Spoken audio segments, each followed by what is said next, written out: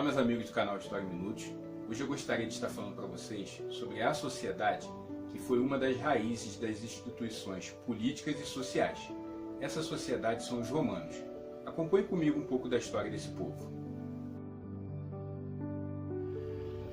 Em diferentes épocas, diversos povos instalaram-se na Península Itálica, destacando-se entre eles italiotas, etruscos e gregos.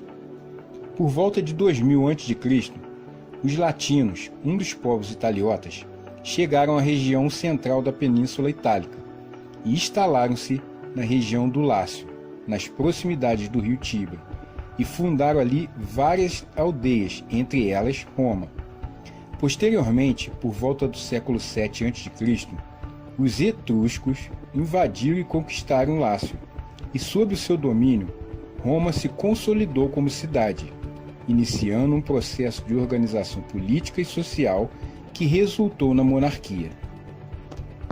Aliás, a história política de Roma é dividida tradicionalmente nos seguintes períodos: monarquia, época em que Roma era uma pequena cidade sob influência dos etruscos; república, período em que Roma desenvolveu suas instituições sociais e econômicas e expandiu seu território, tornando-se uma das maiores civilizações do mundo antigo; e império, que foi um período em que os romanos enfrentaram inúmeros problemas internos e externos.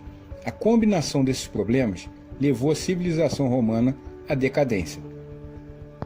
No período da monarquia, Roma foi governada por um rei, pelo Senado e pela Assembleia Curial. O rei era o chefe militar, religioso e o juiz.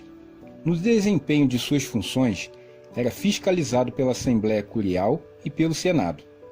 A sociedade romana era composta principalmente por 4 grupos sociais: os patrícios, os clientes, os plebeus e os escravos. Os patrícios eram os cidadãos romanos, grandes proprietários de terras, rebanhos e escravos. Desfrutavam de direitos políticos e podiam ter altos cargos na sociedade romana. Os clientes eram homens livres que se associavam aos patrícios, prestando-lhes diversos serviços pessoais em troca de auxílio econômico e proteção social. Os plebeus eram homens e mulheres livres que se dedicavam ao comércio, ao artesanato e a trabalhos agrícolas, e eram a maioria da população romana. Os escravos eram inicialmente os devedores incapazes de pagar suas dívidas. Posteriormente, com a expansão militar, o grupo passou a incluir também os prisioneiros de guerra. Com o passar dos tempos, os patrícios, que dominavam o Senado, queriam controlar diretamente o poder em Roma. Rebelaram-se contra o rei, expulsando-o e estabelecendo uma nova organização política, chamada República. A palavra república, em latim, quer dizer basicamente coisa de todos. No entanto, o que se viu em Roma foi uma dominação política pelos patrícios, embora a maioria da população fosse composta por plebeus. A República Romana expandiu seu território por meio de várias conquistas militares, primeiramente dominando a Península Itálica. Mais tarde tiveram as guerras contra Cartago pela hegemonia comercial na região do Mediterrâneo, conhecidas como Guerras Púnicas, e depois a expansão por diversas regiões do mundo antigo. Porém, com a crescente desigualdade social aumentando, o número de plebeus pobres e miseráveis tornou-se cada vez mais tensa a situação social e política em Roma.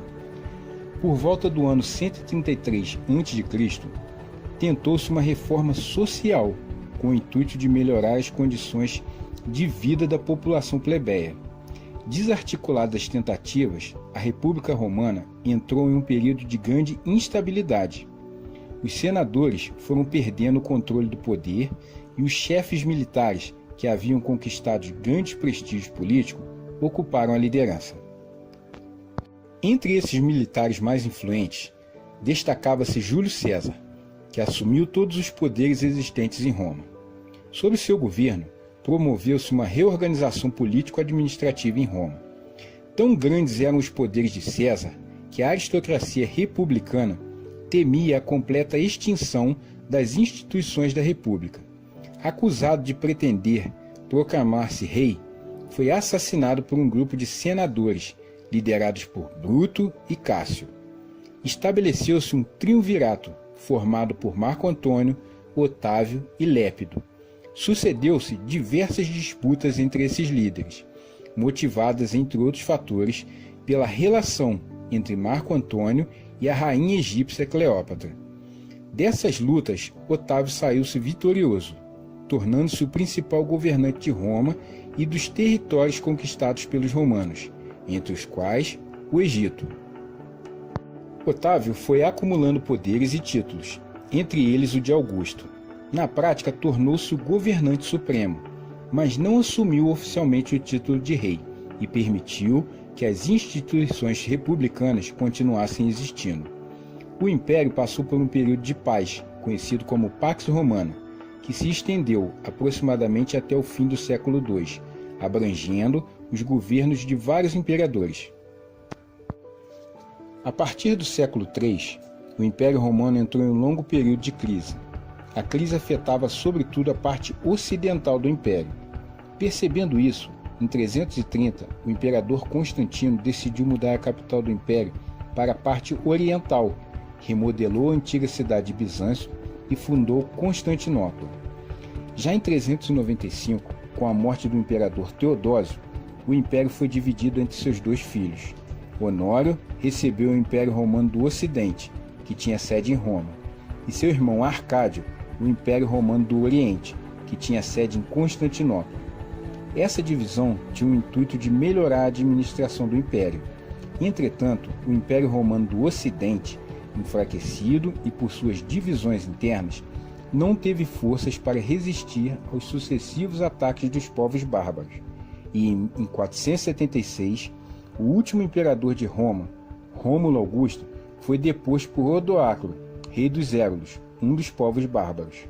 Já o Império Romano do Oriente, embora com transformações, sobreviveu até 1453, ano em que Constantinopla foi conquistada pelos turcos. Os romanos também nos deixaram um vasto legado cultural e social. Com as conquistas militares, os romanos entraram em contato com diversos povos, dos quais assimilaram e desenvolveram muitos elementos culturais, principalmente a cultura grega. Os romanos nos deixaram obras arquitetônicas magníficas, como o uso dos arcos, das abóbadas e das cúpulas em suas construções, sem falar do Coliseu, entre outros. Os romanos também foram grandes responsáveis pela difusão do cristianismo e pelo surgimento de idiomas derivados do latim. Elaboraram também concepções fundamentais de direito e são autores de grandes textos clássicos de poetas e escritores. Os romanos, com seu legado, marcaram profundamente o mundo em que vivemos. Eu espero que você tenha aprendido um pouco mais sobre a sociedade romana.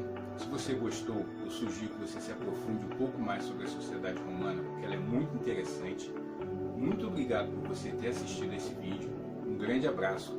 Fique com Deus.